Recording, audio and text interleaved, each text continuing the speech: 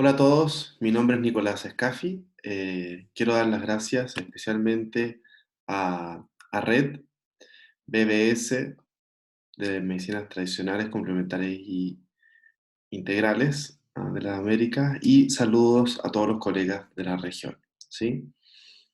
Ah, Hoy día tengo la suerte de poder compartirles a ustedes acerca de las contribuciones de la medicina china a la respuesta del sistema inmunológico en COVID-19. ¿Mm? Les voy a compartir pantalla, compartiéndoles el PowerPoint que preparé.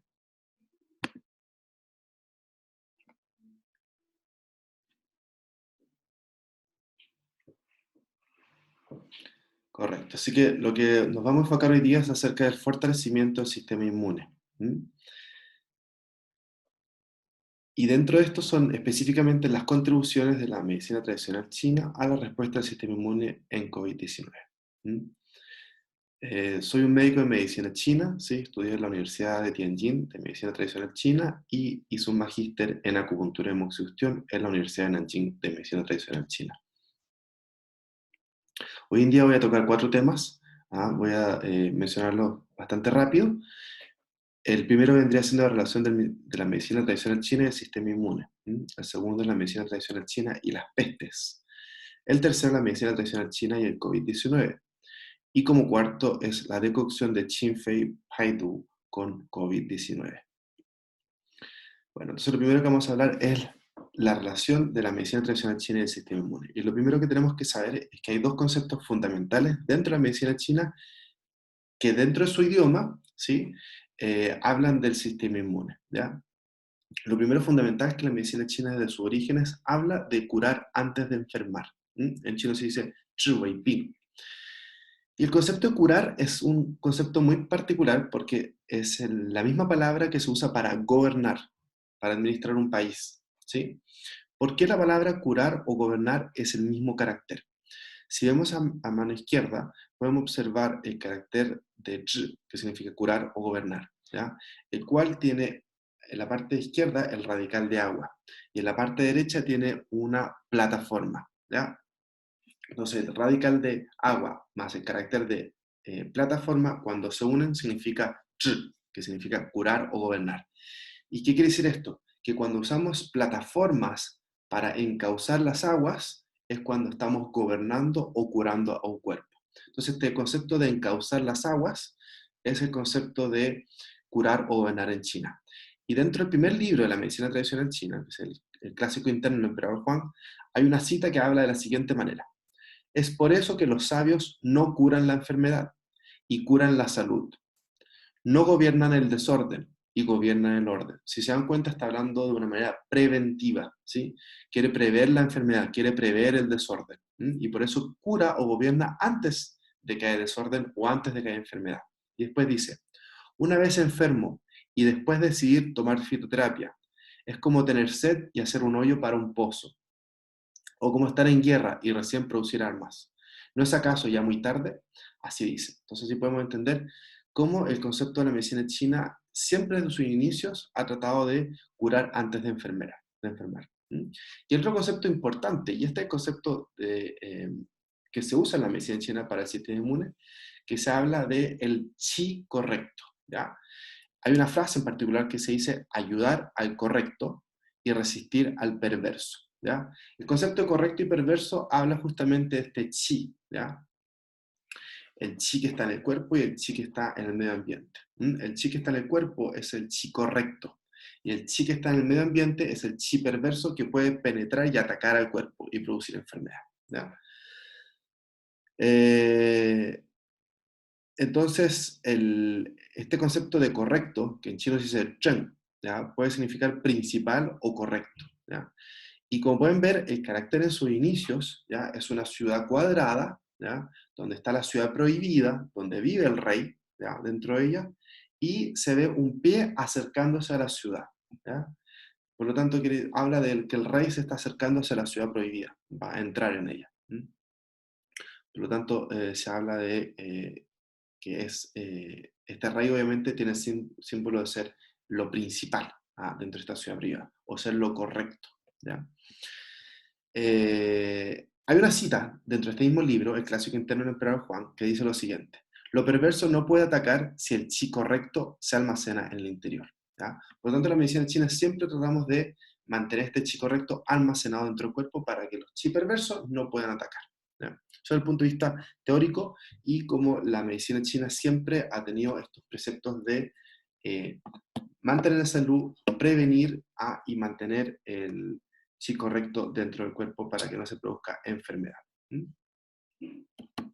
A pesar de esto, en términos prácticos, por ejemplo, tenemos la inoculación de la viruela. ¿Ya? La inoculación de la viruela se desarrolla en China en la dinastía Song del Norte, entre 1960 y 1127. ¿Ya? Se desarrolla primera vez la variolación en toda la historia de la humanidad. ¿Ya? Y esto fue lo que ocurrió en China. También los indios lo desarrollaron paralelamente a China. ¿Ya? Y se conoce que el Imperio Otomano, o sea, los turcos de ese entonces, al tener intercambio a través de la ruta de la seda, tienen acceso y hay registros que llega este método de China en 1650 a Constantinopla, ¿ya? Al Imperio Otomano de ese entonces. Los primeros registros en Occidente del uso de esta técnica es en Inglaterra, el año 1721, ¿ya? Después de Cristo. Y llega por la relación entre Inglaterra con el Imperio Otomano. ¿Ya? Así que podemos ver cómo de China pasa al Imperio Otomano y el Imperio Otomano pasa hasta Inglaterra. ¿Mm? Entonces esto es uno de los métodos caseros, ¿ya? De producir inmunidad frente a la viruela. ¿Ah? Obviamente esto tenía riesgos y por lo tanto después del tiempo se crearon las vacunas y se dejó usar este tipo de método. Pero para ese entonces, cuando no había vacuna, era la vacuna casera que existía y que ayudó que no se produjera una cantidad alta de mortalidad cuando había épocas de viruela. ¿Sí? Vamos a hablar entonces de la relación de la medicina tradicional china y las pestes. ¿Ya? En la medicina china, si bien no existe un concepto de epidemiología, ¿ya? O epidemias, pero se habla de pestes. Y esto es lo que corresponde, en el fondo, al paralelo a la medicina occidental de lo que son las epidemias. ¿Ya? El concepto de pestes en chino se dice yi, ¿ya? Desde la dinastía Han, o sea, estamos hablando del 200 antes de Cristo al 200 después de Cristo aproximadamente. Desde la dinastía Han hay registros de varios tipos de pestes, por ejemplo, la viruela, la cólera, tifus, fiebre, tifoidea, lepra, malaria, etc. ¿Ya? Tanto de tipos virales como de bacterias. ¿Ya? Y ya en este tiempo se entendía el concepto de aislamiento de los pacientes. ¿Ya? Por lo tanto, se creó lo que se llama el Pingfang, que son callejones de enfermos. Aquí tenemos una imagen, pero esto es del siglo pasado, es bastante moderno, en Hong Kong, cómo a pacientes se aislaban en un pasillo justamente para evitar que se contagiara otras personas sanas. ¿Mm?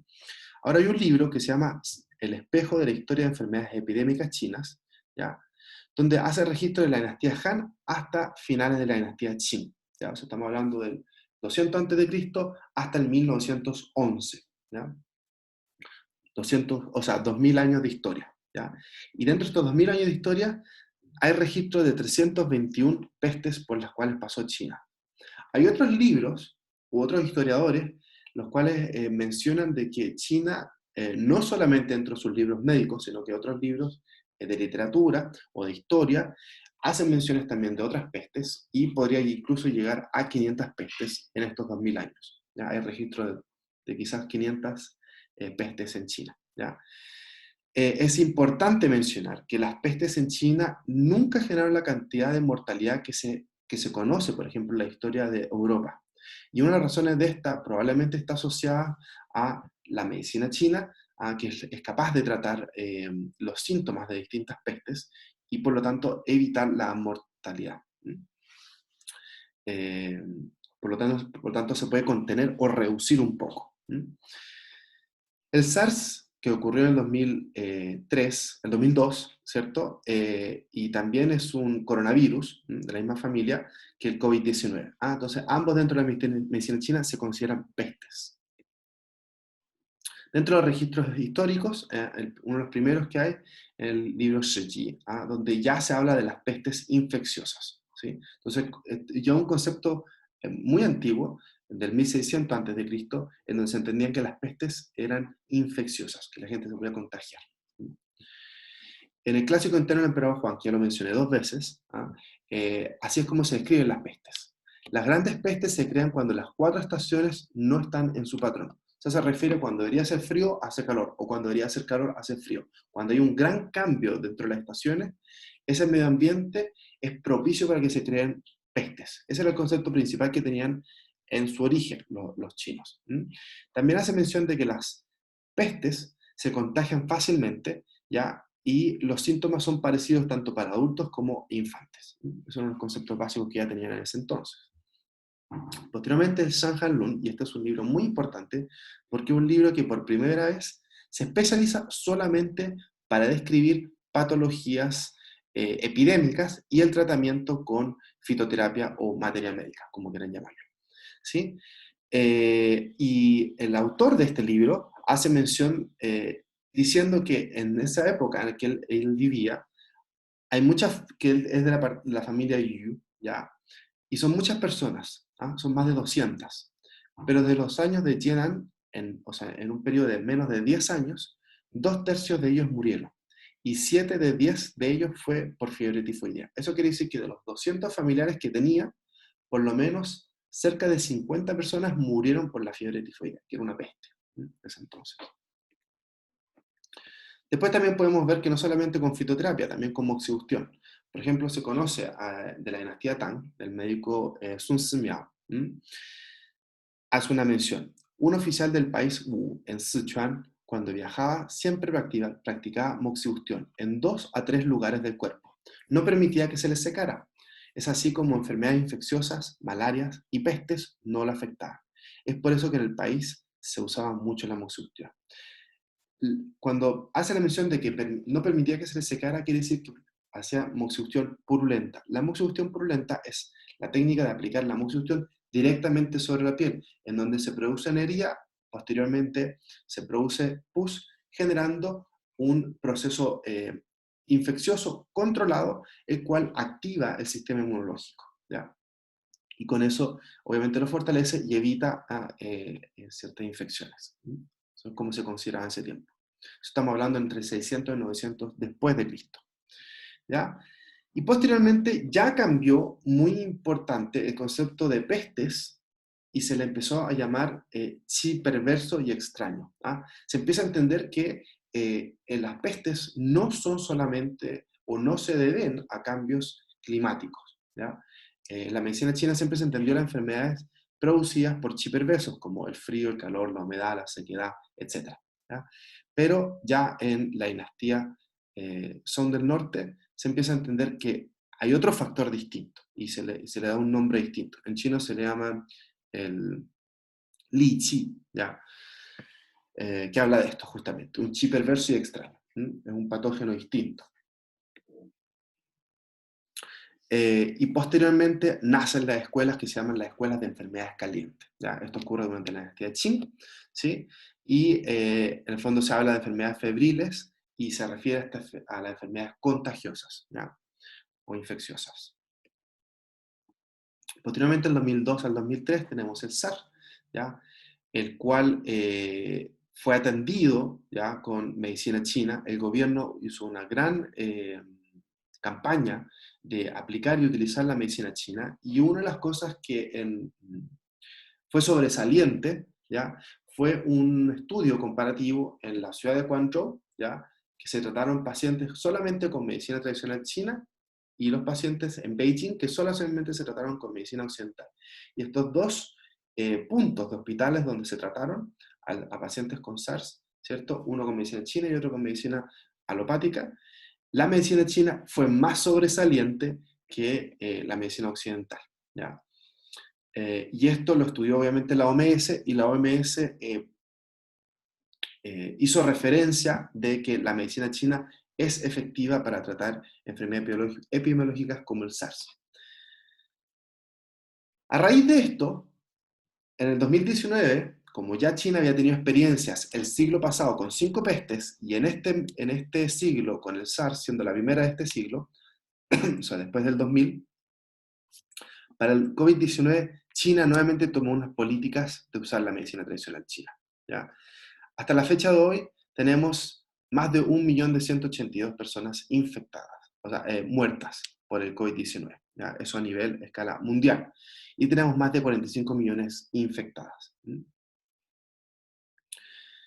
La subdirectora de Administración Estatal de la Medicina Tradicional China hizo mención públicamente que la medicina china previene el desarrollo de síntomas leves. En condiciones graves y críticas reduce la tasa de mortalidad y también ayuda a recuperarse y aliviar las secuelas después del alta hospitalitaria. ¿Mm? La Administración Estatal de Medicina Tradicional China, después de que se hizo una investigación, o sea, se hizo un seguimiento de casos clínicos, ¿ya? Sacó la siguiente conclusión. La tasa de eficacia total de tratamiento con medicina tradicional china alcanzó más del 90% en 214 casos que fueron observados. ¿Ya? Esto es muy importante porque probablemente no hay otro país en el mundo el cual hizo seguimientos de casos clínicos con medicina tradicional china, ¿ya? La cual en China se hicieron desde sus comienzos cuando esto surgió. El 7 de febrero de 2020, la Comisión Nacional de Salud y la Administración Estatal de Medicina Tradicional China emitieron conjuntamente un aviso recomendado del uso de la decocción Qinfei-Paidu en el tratamiento de la neumonía por el nuevo coronavirus con la medicina tradicional china y la medicina occidental integrada. ¿Ya? Este fue un seguimiento que se hizo en 4 provincias, ¿ya? Por alrededor de 10 días, ¿ah? Con 214 pacientes, ¿ya? En el cual se observó que no hubo de pacientes con síntomas leves que se agravara, ¿ya? De aquellos pacientes que estaban con síntomas graves, ninguno murió.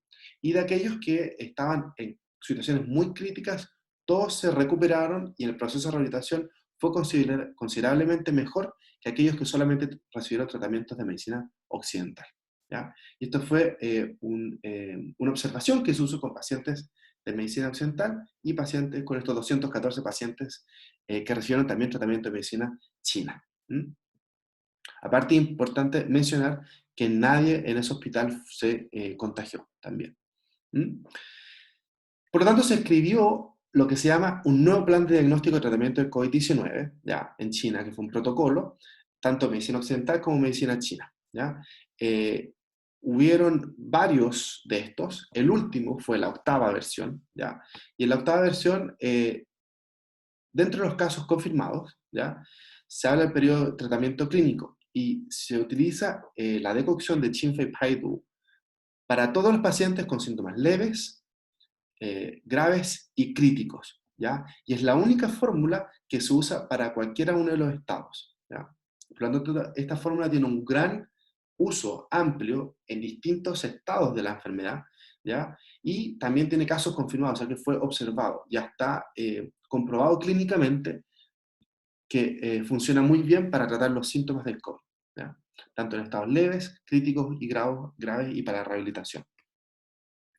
Aquí podemos ver justamente en las distintas etapas del COVID-19 las distintas fórmulas que se usaron y que salen dentro de este tratado, ¿cierto? Pero solamente la única que se utiliza para casos leves, generales y severos es Qinfei-Paidu. Por lo tanto, hoy día vamos a hablar específicamente de esto. Sin embargo, China también ha entregado algunas de estas fórmulas que usó y se las ha regalado o vendido a distintos países. En la región de América, en Brasil, Venezuela y Ecuador, recibieron algunas de estas fórmulas de medicina tradicional china. Fue una asociación que hizo gobierno con gobierno. Y en Ecuador y España, particularmente, reciben, y ya hay registros de esto, a Lianhua Qinwenjiaonan, ¿ya? Que es una fórmula que se usa en particular para la fatiga con fiebre. Cuando los pacientes se encuentran con fatiga con fiebre, en el periodo de observación médica, se utiliza esta fórmula, ¿ya? Así que España y Ecuador, a pesar que no es la región, como hay registro de esto, lo quise, y habla de habla hispana, lo quise mencionar. También hay un protocolo de acupuntura y hemoxustión, pero esto no hay observación de casos clínicos como hubo con la fitoterapia o la materia médica, ¿ya? Pero a raíz de los estudios que se hizo con la fitoterapia, se hizo un símil en un protocolo de acupuntura y hemoxustión. que fue traducido del chino al inglés y ya existe el inglés al español. Ahora en particular vamos a hablar de la decocción del Qinfei en tratamiento del COVID-19. ¿Ya? Eh, entonces, como sabemos, hubo un estudio sobre la decocción del Qinfei, ¿ya? Y después de esto se han realizado varios estudios desde varias aristas, desde el punto de vista teórico, clínico, de laboratorio, etc. Y se conoce que la neumonía del COVID-19 pertenece a la categoría de peste húmeda y frío. Esto desde el punto de vista de medicina china. Y la humedad tóxica es su principal factor patógeno. ¿Ya? ¿Cómo se entiende la humedad tóxica dentro de la medicina alópata o la biomédica? Se refiere al fenómeno de edema que se produce en los pulmones, ¿ya? Y esta peste de húmedo y frío es en los pulmones, es lo que genera este fenómeno infeccioso y de inflamatorio dentro del pulmón, ¿ya? Que son los grandes problemas que justamente se enfrenta al tratar los pacientes con COVID-19. Entonces, considerando este punto de vista, la medicina china trató de abordarlo desde este conocimiento médico chino, ¿cierto? Que es una peste de humedad-frío y la humedad tóxica siendo el factor principal. Por lo tanto, se estudió este libro, del cual ya hicimos mención, El Tratado de Daños por Frío, que fue el primer libro que se escribió para tratar enfermedades epidemiológicas, ¿ya? Que fue el médico Zhang Zhongjing, que se le conoce y es el único que tiene el nombre en toda la historia de la medicina china como un médico sabio, ¿ya? Para que sepan la gran contribución que tuvo a la medicina. De este libro se sacan 4 fórmulas muy importantes. La decocción de Ma Xin Shi Gan, Wu Lin San, la decocción de Xiao Chai Hu y la decocción de Shi Gan Ma Huang, ¿ya? Dentro de cada una de estas decocciones tenemos entre 4 a 6 fitofármacos, ¿ya? Teniendo un total de 21 fitofármacos, ¿ya? La fórmula de Qinfei, como les dije, tiene 4 fórmulas, ¿ya? Y en total son 21 fitofármacos, lo cual obviamente lo hace bastante complejo, bastante amplio, puede cubrir una amplia gama de síntomas que produce el COVID-19, ¿cierto? Pero también da bastante dificultad para poder estudiarlo e investigarlo desde el punto de vista científico, por ser tantas plantas, y cada una de estas plantas teniendo distintos atributos terapéuticos. Una de las primeras fórmulas ya es la decocción de Ma Xin Shi Gan, ¿ya? Aquí podemos encontrar las hierbas con su nombre en chino, ¿cierto? Con sus dosis y también su nombre en latín. También tenemos una imagen de cada una de estas plantas. Ya se ha estudiado y se conoce que tiene un efecto antiviral. ¿Ya? Así, directamente hablando, tiene un efecto antiviral esta fórmula. Ya se ha usado para neumonías normales, ¿ya? No necesariamente causadas por coronavirus, pero se sabe que y se ha estudiado, ya está confirmado, que esta fórmula se usa para tratar enfermedades virales, ¿ya? Como una neumonía, por ejemplo. ¿Ah? Eh, Su mecanismo de acción incluye la muerte directa de virus, intervención de la absorción de virus, inhibición de la proliferación de virus y protección de células huésped. Tenemos la decocción de Ulinsan, ¿ya? Que es muy buena para eliminar edema, ¿ya? Y esta planta es, una de las formas en cómo elimina el edema es a través de la orina, ¿ya? A diferencia de la anterior que lo hace a través de la sudoración, ¿ya?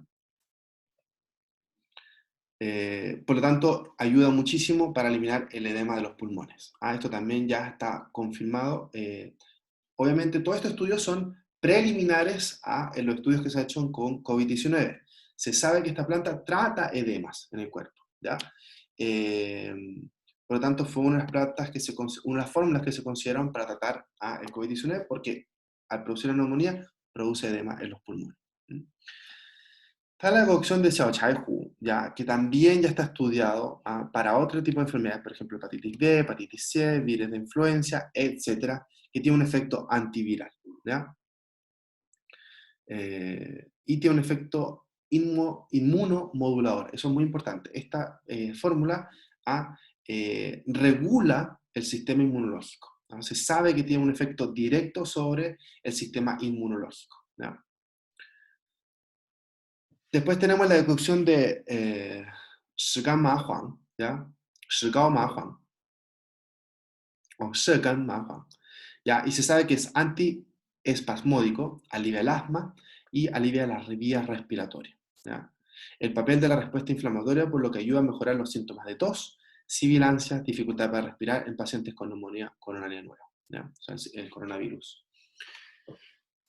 Y tenemos, aparte de esas 4 fórmulas, también tenemos 4 plantas que agregaron, ¿ya? Y así teniendo las 21 fitofármacos, ¿ah? La planta Sanyao, Zhishi, Chenpi, Huoxiang, que todas tienen distintas funciones, ¿ya? Algunas tienen la función de eliminar la humedad, como hablábamos, ¿ya? Por lo tanto, elimina el edema. Tiene un método de administración oral esta planta, ya no voy a hacer tanto detalle, pero como os digo es una decocción, por lo tanto las plantas se depositan dentro de agua, ¿sí? Se cocinan por un tiempo y luego se extraen todos los fitofármacos, se mantiene solamente la decocción y esta se toma de manera oral, ¿ya? Entonces una dosis por días, una vez por la mañana y una vez por la noche, ¿ya? Eso es una dosis, 2 veces al día. 40 minutos después de la comida, ¿ya? Y aparte se sugiere tomar ropa de abrigo, abrigarse al fondo después de tomarlo, ojalá para poder producir su oración. Dentro de estos 214 casos, hay algunos casos clínicos interesantes, ¿ya? Y aquí vamos a mostrar de un paciente cómo llega, ¿ya? El día 26 y cómo sale de enero y sale el día 5 de febrero, ¿ya? Entonces llega a una temperatura de 38 grados, ¿cierto? Termina saliendo con una temperatura de 35 grados. ¿Ah? Eh, en términos anímicos, ¿ah? Estuvo algunos días preocupado, obviamente por la sintomatología, pero sale bien. Tuvo tos leve por algunos días, pero también se recupera. Presentó náuseas en sus inicios, luego se recupera. No presentó opresión pectoral, ¿cierto? Eh, tuvo dolores musculares, los cuales también se recuperaron. Tuvo un mal apetito, lo cual después se mejoró. El sueño también fue afectado, luego ya estaba bien. Las deposiciones siempre estuvieron regulares, o la orina, y presentó mal de la faringe, pero posteriormente también se recuperó. Este era un paciente con este tipo de síntomas. Podemos observar ahí, desde el punto de vista de sintomatología, cómo se recuperó. Luego podemos observar su lengua. Con el tratamiento, ya podemos observar en su principio, cuando llegó, que tenía una lengua roja, ¿cierto? Con una saburra blanca muy gruesa. La saburra blanca hace justamente, y gruesa hace justamente mención de que hay humedad dentro del cuerpo, ¿cierto? Y roja que hay calor. Por lo tanto, podemos ver que la fiebre se puede observar en la lengua. Luego, ya podemos ver en la segunda imagen como ya solamente está roja y ya no es saburra, por lo tanto la humedad ya se eliminó. ¿Ah? En la tercera todavía podemos ver que un poco la lengua está más roja, pero ya para la cuarta y quinta podemos ver que ya se pone más rosada, un color más natural y que ya no tiene saburra. Sí podemos saber que ya la humedad y la fiebre ya no se presentaban en este paciente. Dentro de la tomografía va a ser difícil observarlo porque no se ve claramente ahora en estas imágenes, pero por lo menos en el registro de tomografía y también se puede observar, yo les voy a mencionar porque obviamente vi la imagen en grande. eh, Todo esto obviamente son artículos que descargué de internet, ¿ya? De CNKI, eh, que es la plataforma más grande de publicaciones de artículos chinos. Bueno, y se pueden ver estas densidades blancas, ¿cierto? Alrededor de los pulmones, y cómo posteriormente estas densidades van disminuyendo y ya no se ven tan densas, tan blancas, ¿cierto? Entonces también se puede observar en las imágenes cómo entre el 30 de enero al 8 de febrero, ¿cierto? En un poquito más de una semana, hubieron cambios significativos en el paciente. También en exámenes de sangre, podemos observar cómo los glóbulos blancos, los linfocitos y la sedimentación globular también fue cambiando día a día. Eso es todo lo que quiero mostrar acerca de la contribución de la medicina tradicional china en el COVID-19. Mi agradecimiento especial a la red, al BBS, ¿cierto? Y al Consorcio Académico Brasilero de Salud Integrativa. Espero que haya sido el gusto de muchos de ustedes y que tengan mayor conocimiento acerca de los beneficios y los usos clínicos de la medicina tradicional china. Muchas gracias.